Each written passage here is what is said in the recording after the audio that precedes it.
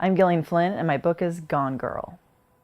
Gone Girl is a thriller, and it's about Nick and Amy Dunn, and Amy goes missing on their 5-year wedding anniversary.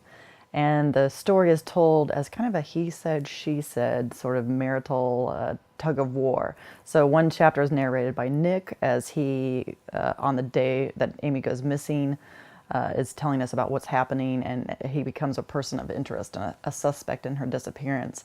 And in alternate chapters, it's told by Amy, who is writing a journal, and it's from back in the days when they first were in love, all the way up to the day that she goes missing. And things start being revealed by both of them. They're both sort of unreliable narrators. You have to decide who you're going to believe. I knew I really wanted to write about marriage. My first two novels dealt with very isolated and alienated characters who couldn't quite make any connections, so I wanted to go the other direction and look at long-term relationships and what happens when you get really entwined with another person, and particularly if that other person isn't perhaps not the best person for you.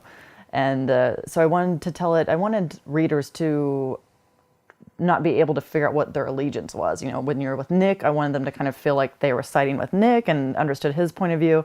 And when they were with Amy, I wanted them to be siding with Amy, and just the way you feel when you're in a tug of war with your friends who are having an argument, that, you know, whoever you're with, you're kind of, oh, well, they have a point too. And I wanted to take that idea of no one knows what happens in other people's marriages, and twist that a little bit and say, do you even know what happens in your own marriage? We assumed the book would do fine. You know, I knew I liked the book, but that doesn't mean that it's going to translate to anyone else. You know, we weren't sure. I wasn't sure, at least. And so when it debuted very high and then, you know, hit #1 within a month, men can relate to it, and because Nick is kind of the primary narrator, but Amy also has a big voice, and I think it speaks to relationships specifically that right now. I think it seems to have a very current feel to people.